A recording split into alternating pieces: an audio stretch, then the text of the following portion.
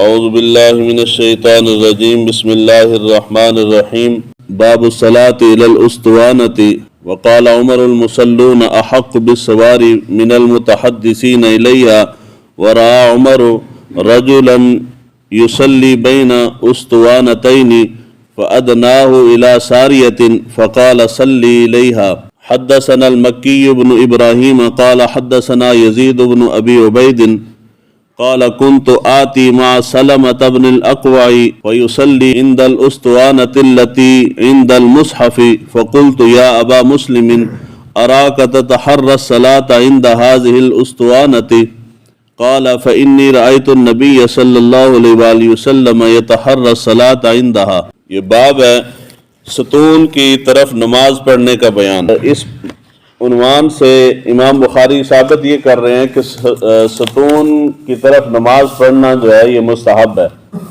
مستحب ستون کی فضیلت نہیں ہے بلکہ یہ سترے کی فضیلت ہے۔ اس نے دو ستون ہیں تو ایک وہ بندہ جو ستون کے پیچھے کھڑے ہو کر نماز پڑھ رہا ہے اور ایک وہ بندہ جو ستون کے بغیر نماز پڑھ رہا ہے، تو جو ستون کے پیچھے پڑھ رہا ہے اس کو ثواب زیادہ ملے گا۔ کیوں زیادہ ملے گا؟ کہ اس کے سامنے سترا آ گیا۔ ادھر کھڑا ہو کے ستون کے علاوہ کوئی شخص نماز پڑھے اور آگے سترا رکھے اور دوسرا شخص ستون کے پیچھے کھڑے ہو کے نماز پڑھے تو پھر برابر ہے، کیونکہ دونوں کے آگے سترا آ گیا۔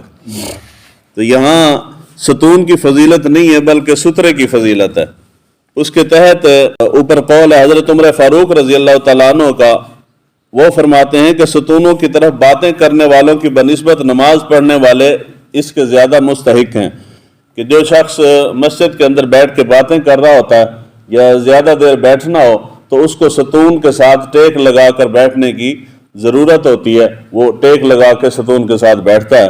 تو حضرت عمر نے فرمایا کہ وہ جو ٹیک لگا کے باتیں کرنے کے لیے بیٹھتے ہیں ان کی بنسبت جس نے نماز پڑھنی ہوتی ہے وہ زیادہ مستحق ہے کہ وہ ستون کے آسرا لے، ستون کے ساتھ کھڑے ہو کے نماز پڑھے۔ دوسرا بھی قول حضرت عمر فاروق رضی اللہ تعالیٰ عنہ کا ہی ہے کہ آپ نے ایک شخص کو دیکھا کہ وہ دو ستونوں کے درمیان کھڑے ہو کے نماز پڑھ رہا تھا۔ دو ستون ہیں، درمیان میں نماز پڑھ رہا تھا۔ حضرت عمر فاروق رضی اللہ تعالیٰ عنہ نے اس کو کمر سے پکڑ کے تو ستون کے اوٹ میں کر دیا کہ یہاں نماز پڑھ، یہ تیرے لیے زیادہ بہتر ہے، کیونکہ یہاں درمیان میں نماز پڑھے گا تو فائدہ کوئی نہیں ہے، تو ستون کے پیچھے پڑھے گا تو یہ ثواب کا باعث ہے، یعنی زیادہ ثواب ملے گا۔ اس کے بعد روایت ہے حضرت یزید بن ابی عبید، وہ روایت کرتے ہیں کہ میں حضرت سلمہ بن اقوع کے پاس گیا تو آپ مصحف کے پاس ایک ستون کے ساتھ نماز پڑھ رہے تھے۔ تو جب وہ نماز سے فارغ ہوئے تو میں نے ان کو کہا کہ ابو مسلم کیا بات ہے کہ میں آپ کو دیکھتا ہوں آپ ہمیشہ اسی ستون کے ساتھ نماز پڑھتے ہیں؟ تو انہوں نے کہا کہ میں نے حضور صلی اللہ علیہ وآلہ وسلم کو دیکھا کہ آپ قصد کر کے اس ستون کے ساتھ نماز پڑھتے تھے۔ اس کے اندر دو وجوہات ہیں، ایک وجہ یہ ہے کہ حضور صلی اللہ علیہ وآلہ وسلم کے ساتھ نسبت بھی ہے، اور دوسرا یہ ہے کہ سترا بھی ہے، یعنی حضور بھی یہاں نماز پڑھتے تھے۔ وہ پہلے کل حدیث مبارکہ جو گزری ہے حضرت عبداللہ بن عمر رضی اللہ تعالیٰ عنہ، یعنی صحابہ کا معمول یہ تھا، ان کی کوشش یہ ہوتی تھی کہ حضور نے جو جو اعمال کیے ہم وہ سارے کے سارے ان کو اپنائیں۔ تو حضور جہاں جہاں نماز پڑھتے تھے صحابہ تگ و دو کر کے ان جگہوں پہ، ان مقامات پہ اسی طرح نماز پڑھنے کی کوشش کرتے تھے۔ یہاں جو خاص بات ہے، یہ سترے کے متعلق سارا کچھ پہلے بیان ہو چکا ہے۔ اس حدیث مبارکہ کے اندر جو خاص بات ہے وہ ہے اس حدیث مبارکہ کے راوی، ان کا نام ہے، یعنی یہ پہلے میں نے پڑھا نا حدثنا المکی ابراہیم، یہ مکی بن ابراہیم بلخی یہ حدیث مبارکہ کے راوی ہیں، یہ بڑے اہم ہیں۔ ہم فقہی لحاظ سے فقہی مسلک ہمارا حنفی ہے، کیا ہے جی؟ ہم حنفی ہیں، اور ریاست پاکستان کا، یعنی اگر آپ شریعت کوڈ تو ویسے ہے ہی کوئی نہیں، اب ہر شے درم برم ہوئی پڑی ہے۔ اگر شریعت کے مطابق ریاست فیصلہ کرے، عدالت عدلیہ فیصلہ کرے تو وہ بھی فیصلہ فقہ حنفی کے مطابق کرتی ہے، یعنی ریاست کا اپنا مذہب جو ہے وہ بھی حنفی ہی ہے، تو حنفی فقہ کے مطابق فیصلہ کیا جاتا ہے۔ تو ہم حنفی ہیں، امام اعظم ابو حنیفہ رضی اللہ تعالیٰ عنہ کی وجہ سے ان کی تقلید کرتے ہیں، اس لیے حنفی ہیں۔ امام اعظم ابو حنیفہ کا جب نام آتا ہے تو بعض لوگ ایسے ہیں کہ جو وہ حد اعتدال سے آگے نکل جاتے ہیں، منہ کھل جاتا ہے، وہ کہتے ہیں جی امام اعظم ابو حنیفہ کو تو حدیث آتی کوئی نہیں تھی، حدیث جی کوئی نہیں آتی تھی، ان کو کسی شے کا علم نہیں تھا، تو ابھی مسئلے بناتے رہے ہیں بیٹھ کے، انہوں نے خالی فقہ گنی ہے۔ حالانکہ یہ اول درجے کی جہالت ہے، فقہ جو ہے وہ حدیث سے نکلتی ہے، فقہ کوئی بھی امام اپنی طرف سے نہیں نکالتا، حدیث سے ہی فقہ نکلتی ہے۔ تو ایسا نہیں ہو سکتا کہ کوئی فقیہ ہو اور وہ محدث نہ ہو، یعنی وہ مسائل تو بیان کرتا ہو اور اس کو حدیث نہ آتی ہو، اگر حدیث نہیں آتی تو مسائل نکالتا کہاں سے ہے؟ ٹھیک ہو گیا جی۔ یعنی امام اعظم ابو حنیفہ کی ذات پہ اعتراض یہ ہے، صرف فرق یہ ہے کہ بعض لوگوں کو اللہ تعالیٰ نے کوئی کام سپرد کیا ہوتا ہے، وہ کسی اور طرف اسی کی طرف چلے جاتے ہیں، یعنی کسی سے اللہ تعالیٰ نے حدیث کا کام لینا ہے تو اس نے حدیث کا جمع کیا ہے، اس کا کام کیا ہے، کسی سے اللہ تعالیٰ نے فقہ کا کام لینا ہے تو وہ فقہ کی طرف چلا گیا، میدان ہر ایک کا اپنا اپنا، کوئی اسماء و رجال کی طرف چلا گیا۔ یہاں پہ جو خاص بات ہے یہ امام بخاری ان کی کتاب کے اندر جو اعلی سند ہے وہ ہے ثلاثیات۔ عام الفاظ کے اندر سمجھاؤں تو حدیث مبارکہ جو سب سے عرفہ اور اعلیٰ سند امام بخاری کے پاس ہے اس کو ثلاثیات کہتے ہیں۔ ثلاثیات کا مطلب یہ ہے کہ امام بخاری اور حضور صلی اللہ علیہ وآلہ وسلم کے درمیان 3 واسطے ہیں۔ کتنے واسطے ہیں؟ 3 واسطے ہیں، یعنی اس سند کے اندر آپ دیکھیں آسانی سے سمجھ جائیں گے۔ یہ بات مشکل ہے، بڑی آسان لفظوں میں سمجھا رہا ہوں۔ پہلے حدیث کو بیان کرنے والے حدثنا المکی ابراہیم، پہلے نمبر پہ ابراہیم بن مکی، مکی بن ابراہیم انہوں نے بیان کیا یزید بن ابی عبید سے، یزید بن عبید حضرت سلمہ بن اقوا سے۔ کتنے بندے ہو گئے؟ 3۔ تو جب 3 آئیں گے تو ثلاثیات آ جائے گا، تو ثلاثیات 3 کی وجہ سے ہو گیا، یعنی امام بخاری کی اعلیٰ سند جو ہے وہ ثلاثیات سے اوپر کوئی نہیں ہے۔ یعنی اگر آپ کہیں کہ حضور کے درمیان، حضور اور امام بخاری کے درمیان 2 راوی ہوں تو ایسی کوئی بھی حدیث بخاری شریف کے اندر نہیں ہے۔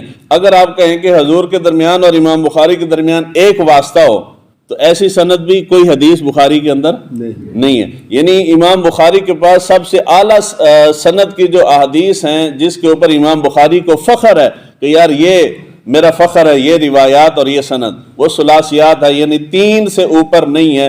اور اس کے مقابلے میں آپ امام اعظم ابو حنیفہ کے پاس چلے جاتے ہیں تو امام اعظم ابو حنیفہ صرف ایک جملہ کہہ رہا ہوں اس کے اوپر، مطلب بڑی لمبی بات ہو سکتی ہے۔